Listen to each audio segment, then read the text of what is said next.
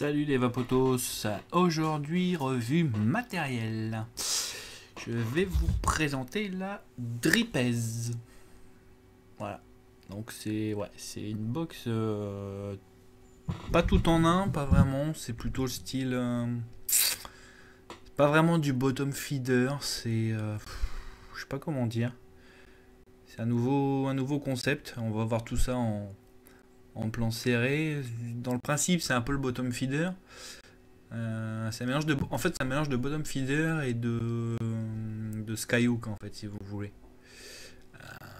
On va voir en plan serré, les petits détails, tout ça, et bah on va voir ce que j'en ai pensé, tout simplement. Et donc on va tout de suite se retrouver en plan serré pour voir en détail la petite Bobox. À tout de suite. Voilà, donc c'est la Dripez. Donc, comme vous pouvez le voir, c'est une box électro avec le bouton fire, le bouton plus moins. Alors, faut faire gaffe parce que le bouton plus moins sont inversés. Ne me demandez pas pourquoi. J'en ai foutrement aucune idée. Alors, je vais vous montrer le dripper, mais vite fait parce que alors j'ai déjà fait mon montage, il est neuf d'hier, donc j'ai pas le refaire. Et pour être honnête, enlever cette partie-là, c'est assez galère. Parce que vous voyez, elle est retenue en fait de ce côté-là par le tuyau qui est là. Donc en fait, ça oblige en tout enlever. C'est un petit peu chiant, un petit peu contraignant, faut être honnête. C'est de ma faute, j'aurais peut-être dû faire la vidéo quand j'ai fait mon montage. Bon, bah, c'est pas le cas, tant pis. En même temps, voilà, c'est... Je vais enlever le...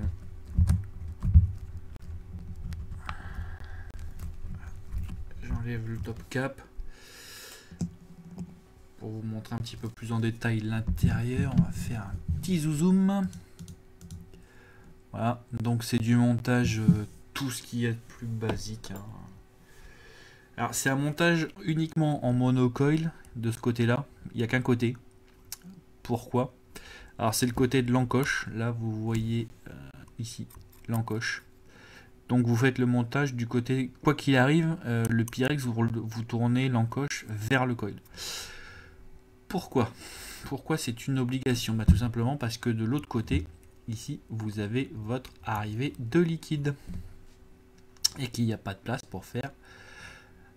Et bah tout simplement pas de place pour faire de coil. Voilà, tout simplement. Donc c'est forcément du monocoil. Donc en fait le liquide, vous l'injectez ici, il rentre dans la cuve. Il n'atteint pas le jet n'atteint pas directement le coil, mais en fait il va remplir la cuve de ce côté-là et de ce côté-là, imbiber le coton et voilà. Donc si vous appuyez suffisamment, vous pouvez faire monter le jus au niveau du coil. Attention toutefois à ne pas trop mettre de liquide parce que sinon ça va couler là. Voilà. Et très franchement, ça coule assez facilement de l'airflow. Faut être honnête, ça coule assez facilement.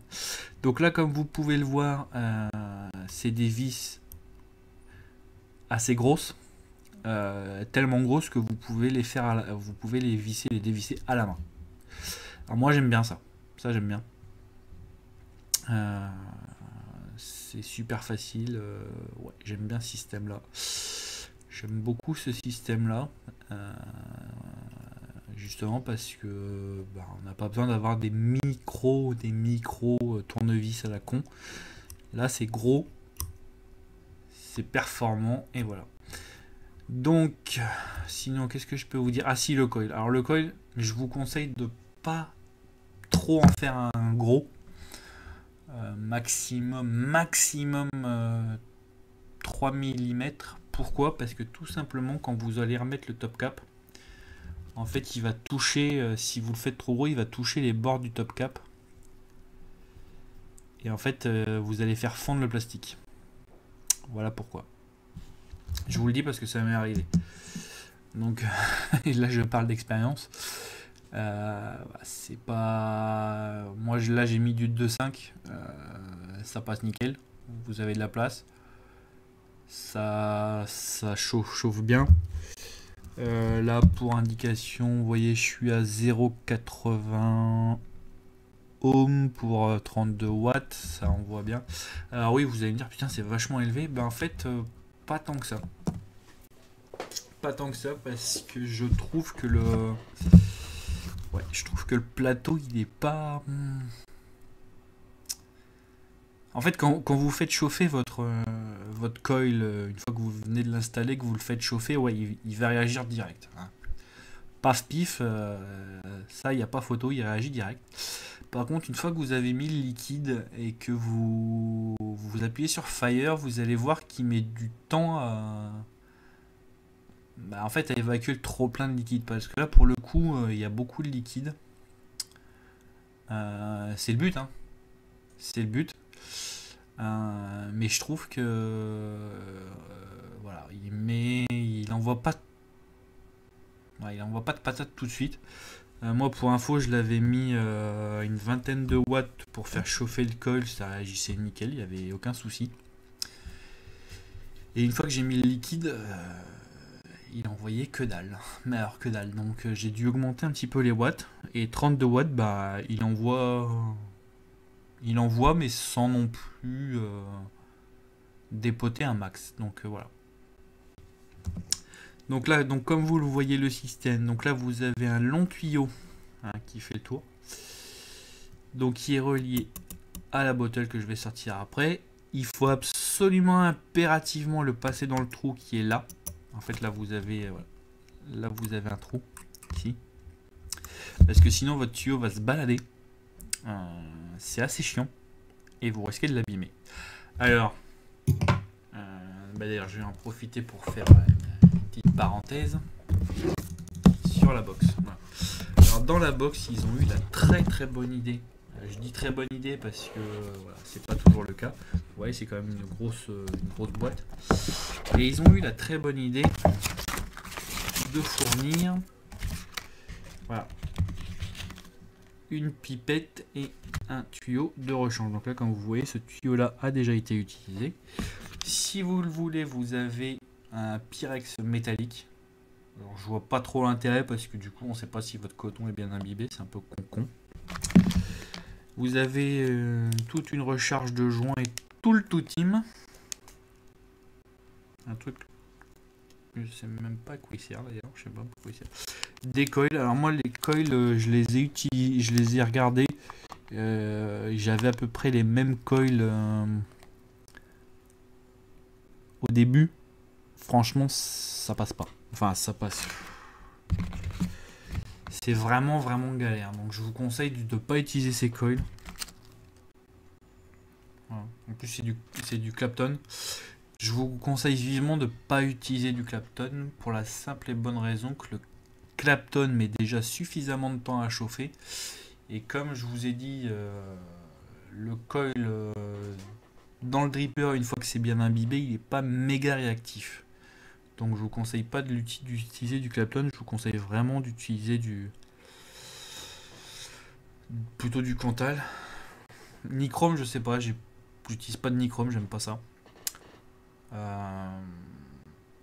Mais il faut quelque chose qui envoie de la patate. Alors le Nichrome, je vous le conseillerais pas pour une simple et bonne raison. On va revenir sur la box. Donc là vous voyez la boîte. La boîte elle est bien, franchement elle est grande, il y a tout ce qu'il faut dedans, il n'y a vraiment aucun problème. La box, j'ai rien à dire dessus, c'est vraiment de la top. Ah oui, pourquoi je vous conseille... Voilà. Donc voilà pour la partie de la box. Alors on va revenir sur la... Enfin, on va aller pour la boîte. On retourne sur la box, je vais y arriver. Pourquoi je vous déconseille le Nichrome? Parce que le Nichrome vous oblige à passer certaines puissances, un minimum de puissance. Or, vous êtes en mono accu. Donc voilà. Je pense que niveau Nichrome, la puissance, à mon avis, votre accu va pas durer 107 ans, quoi. Donc c'est pour ça que je vous le déconseille. Moi j'utilise du Cantal, ça marche bien, vous allez voir après, ça marche très bien, il n'y a pas de souci. On va voir tout de suite, je vais remettre ah si, voilà, je savais bien que j'avais oublié le truc. L'airflow.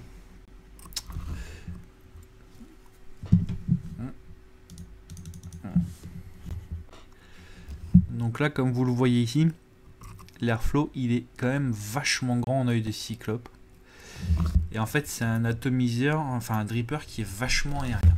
Là, on le voit pas trop bien. Voilà, là, on le voit mieux. Il est là. Vous voyez, il est super large, super grand. Pas large en hauteur, mais... Enfin, il est pas haut, mais il est large. Et il est vachement aérien.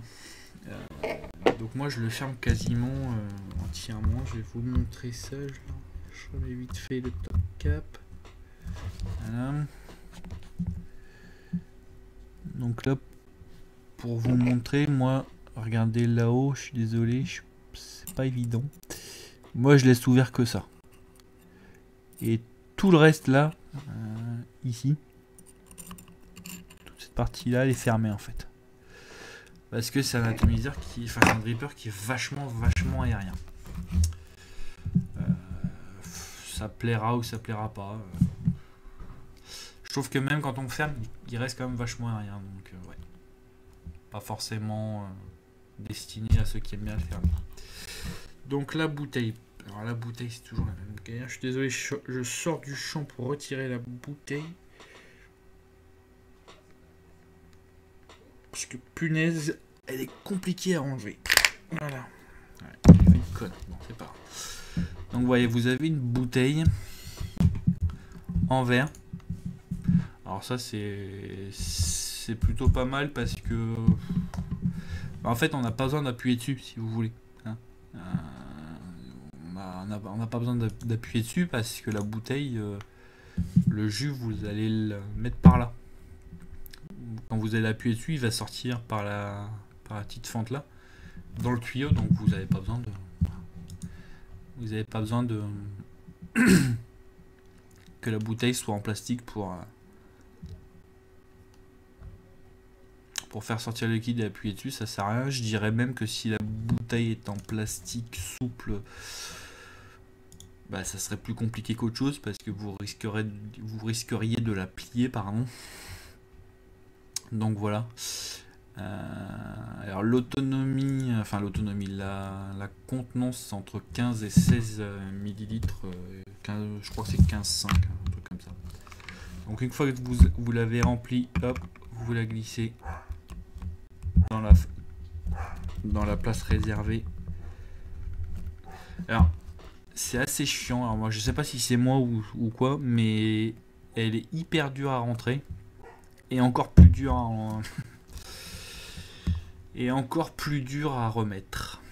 Et ouais. Enfin elle est dure à remettre et très dure à enlever plutôt. Donc là, hop, on va rezoomer vite fait. Voilà. Donc là en fait vous voyez le tuyau s'est enlevé. Donc là, le tuyau, il y a un trou, comme là vous le voyez évidemment. Hein. Et bien, vous mettez l'encoche, enfin vous entourez. Le but du jeu, c'est d'entourer la petite partie métallique qui ressort avec le caoutchouc. C'est pas ça par contre, c'est pas méga compliqué. Le caoutchouc est bien résistant, mais il est aussi assez souple. Donc voilà, il n'y a pas de problème. Vous faites de la même chose évidemment de l'autre côté. Parce que sinon bah, votre jus va se répandre sur la table. C'est pas le but. Je sais pas si on va le voir comme ça. Voilà. Non, comme ça. Voilà. En fait, voilà. Regardez bien ici. Donc là vous appuyez. Voilà. Et vous voyez le jus qui arrive dans la...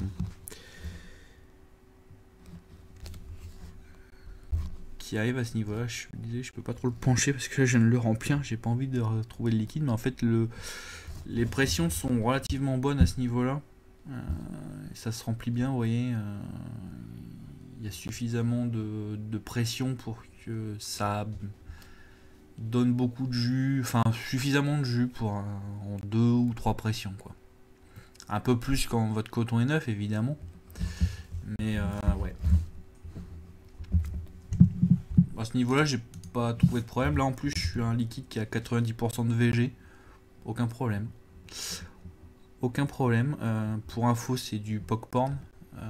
Alors je l'avais, oui je sais, je l'avais mis sur le Mad Dog pour ceux qui me suivent.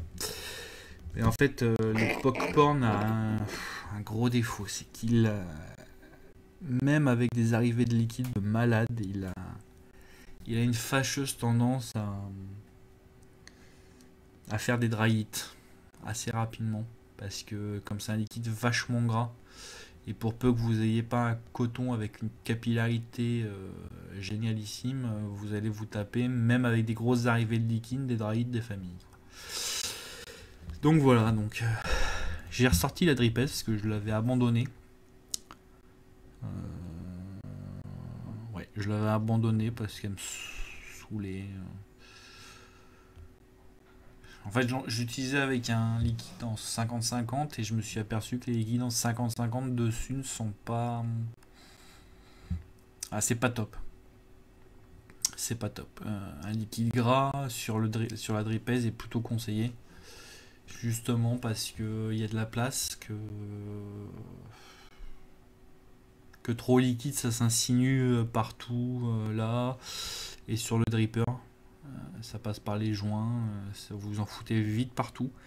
Alors qu'un liquide gras comme ça, c'est moins facile, donc il est plus facilement maniable sur une dripèse. Voilà.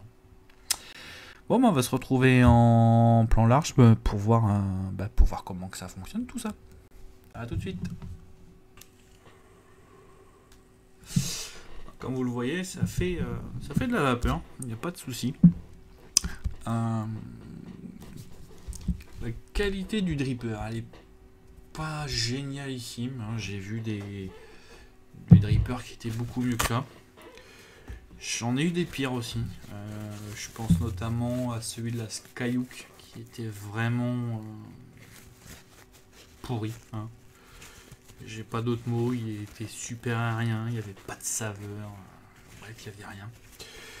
Celui-là, une fois qu'on a fermé les airflows, enfin qu'on a trouvé sa fermeture d'airflow parfaite, j'ai pas grand chose à lui reprocher. Il marche bien. Ce que j'aime bien, c'est comme c'est transparent, vous voyez en fait le liquide qui reste et vous pouvez l'utiliser. Ouais, ça fait de la vapeur, c'est bien. Alors comme vous pouvez le voir, je l'utilise de travers. Pourquoi? Parce qu'en fait le bouton il est sur une face large et non pas sur une tranche. Pourquoi? J'en sais rien. Ouais, je pense que ça aurait pas gêné comme ça non plus, je sais pas. Ils ont décidé de faire ça dans ce sens-là.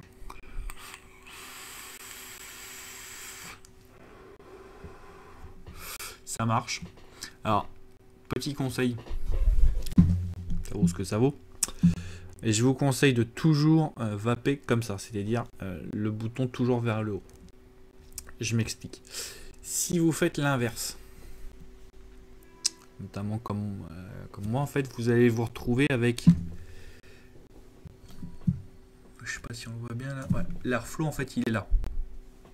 Donc si vous l'inversez et que vous la penchez, et ben vous allez vous retrouver avec du jus sur vous, tout simplement. Donc vaut mieux l'utiliser comme ça. C'est une question, c'est une question de sens. Après ça, si ça vous emmerde, vous inversez le sens, ou inversez la bouteille, c'est-à-dire que vous mettez le tuyau de l'autre côté et le dripper, pareil, le tuyau de l'autre côté. Voilà. Moi, ça me dérange pas. J'ai pris le coup. Voilà.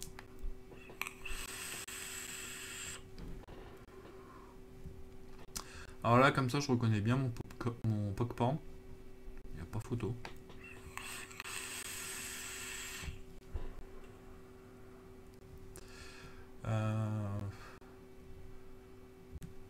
J'aime bien le système appuyé comme ça. Après ça, ce qui m'enquiquine un petit peu, c'est comme vous le voyez, le tuyau il dépasse un petit peu. Donc dans la poche, il faut faire vraiment très gaffe de pas couper ou de pas tirer sur tirer comme ça ou de ce côté-là sur le tuyau et que ça se renverse. C'est un peu con. Mais après ça, non, c'est une box qui fait son effet. Elle est pas elle est assez design. Après ça, elle est pas forcément super pratique parce que comme vous le voyez, elle est assez grosse, elle est assez large et avec les tuyaux dans la poche, ça peut être galère.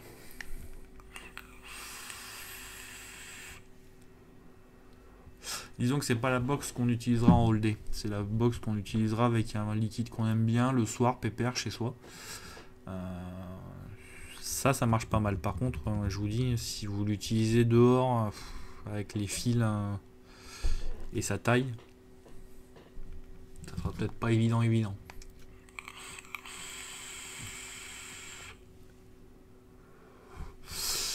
Après ça, son autre petit défaut, c'est qu'au niveau de l'autonomie, je trouve qu'elle la gère assez mal.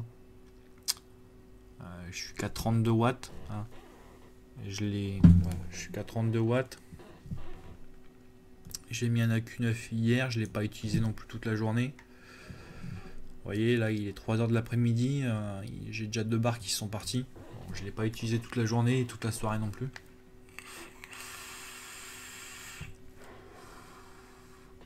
Je trouve que ça part assez vite. Alors je suis pas fan des box à un AQ, j'ai jamais été fan. J'en ai une, j'en ai quelques-unes quand même parce que bon, des fois on n'a pas trop le choix, notamment la Dripbox qui a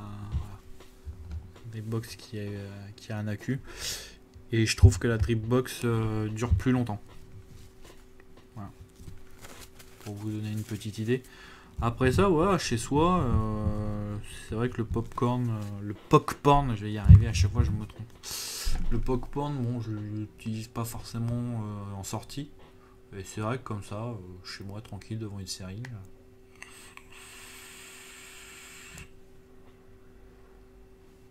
Ça marche bien. Donc voilà, voilà. Voilà, j'ai peut-être pas fait la vidéo la plus claire au monde, mais pour simplifier, je vais dire que c'est une box qui est pas dépourvue d'intérêt. Un système mi-bottom feeder, on va dire, mi-box tout en un.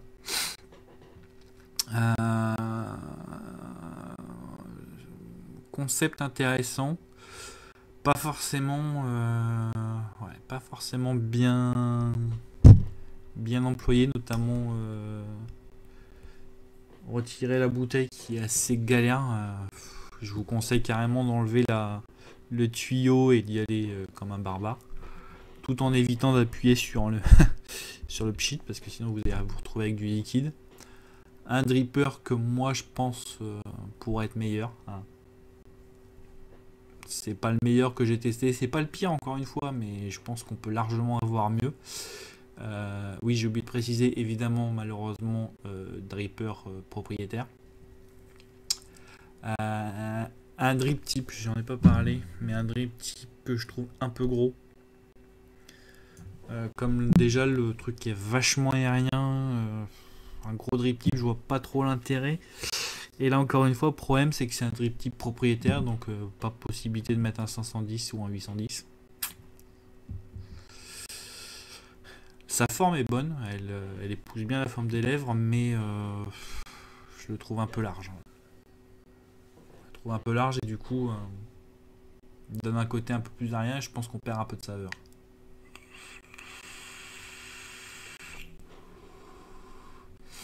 Un plateau de travail assez limité. Pas dépasser les 3 mm, même 3 mm, il faut bien faire gaffe. De pas le mettre trop loin, de pas le mettre trop près parce que sinon il y a des coupe-circuit et je sais de quoi je parle, j'ai eu le cas. Pensez à bien aussi le mettre en hauteur parce que l'airflow est assez haut, donc pensez à bien surélever le coil. Voilà, je pense que pour la taille de la box, ils auraient pu faire un effort et trouver un système pour une double AQ parce que là un AQ ça me paraît clairement trop léger.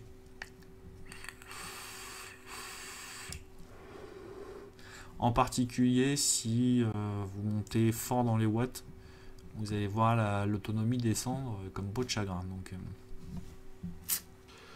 je vous conseille vivement pas moins de 0,5 ohm.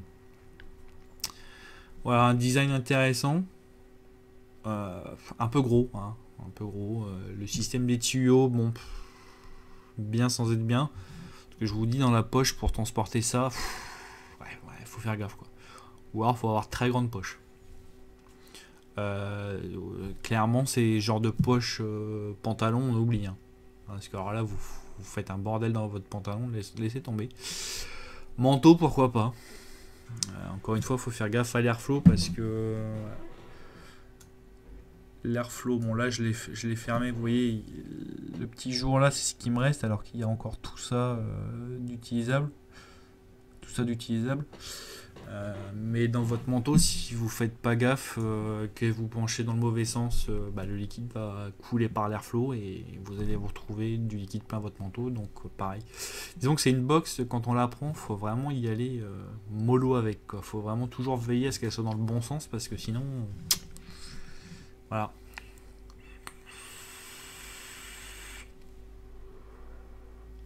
Après ça, production de saveur, bien. Donc voilà, je sais pas quoi vous dire. Je pense que si vous voulez un système comme ça, il y a des bottom feeders qui sont beaucoup mieux aboutis. En double AQ qui plus est.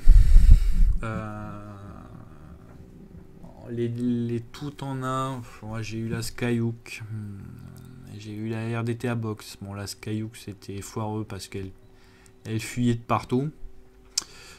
La RDTA Box, j'en étais très content j'en ai même pris deux jusqu'à ce que les deux écrans me lâchent au bout de 2-3 mois. Je sais pas. Je pense que si vous aimez ce système, je pense que ça sera mieux d'opter pour une box bottom feeder en double AQ.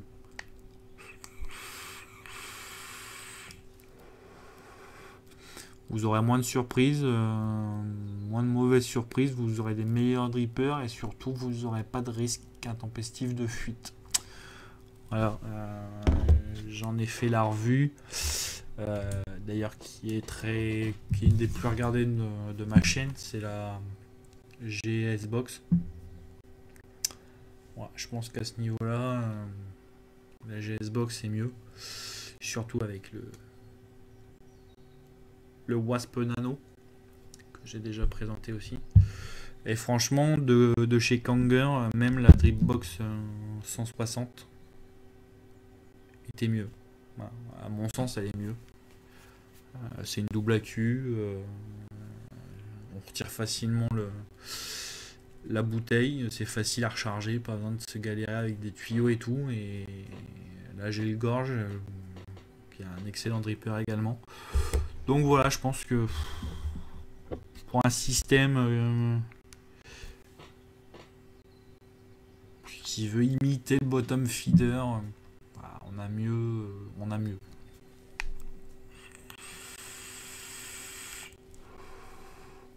Je l'avais pris parce que d'une part elle était originale et d'autre part c'est vrai que 15 ml de liquide, je me suis dit je vais pouvoir partir tranquille, sauf que j'ai essayé de me balader avec en ville, c'est galère, hein, c'est galère. Et en plus vous êtes obligé d'avoir un AQ sur vous. Si vous partez la journée, je pense que l'AQ est obligatoire. Alors après ça, voilà, c'était une box qui était pas trop cher. Enfin, au début elle était à 80 €, je trouvais ça un peu cher, mais très vite elle a baissé. Je pense tout simplement que les gens n'ont pas été spécialement convaincus par le système et du coup elle a baissé à moins de 60 €.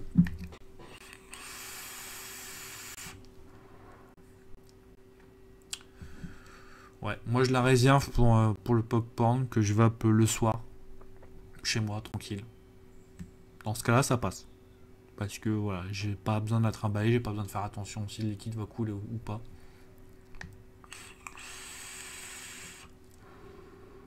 J'ai mes AQ à côté, donc voilà.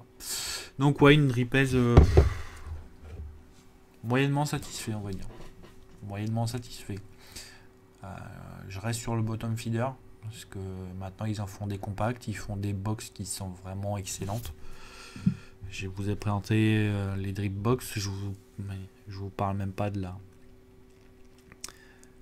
la drone BF DNA 166. Alors certes, elle vaut un bras, mais voilà. Au niveau de la qualité de la finition, c'est top. Alors la qualité finition de la dripèse, elle est bonne. Hein. C'est du Kanger, c'est du solide, ça se sent au poids. Hein. Mais voilà, pareil, le bouton qui est là, bon, ouais, pourquoi pas. Quand on prend le coup de main, ça va. Après ça, je pense qu'il y avait plus intelligent à mettre. C'est comme ça, c'est comme ça. Voilà, donc voilà, petite revue sur la tripèze. Une box moyenne, on va dire, qui s'utilise, qui n'a pas vraiment de défaut rédhibitoire, sauf si vous aimez pas les grosses box. Et le tuyau qui est un petit peu rédhibitoire dans le sens où on peut pas l'utiliser dans la poche, des trucs comme ça peut être un peu rédhibitoire, mais sinon pas de gros défauts. Mais en fait, elle a pas de gros défauts, mais elle a pas de points forts. Voilà. C'est comme ça que je conclurai. Voilà. Et bien, si vous avez aimé cette vidéo, abonnez-vous à ma chaîne et on se retrouve bientôt pour de nouvelles aventures.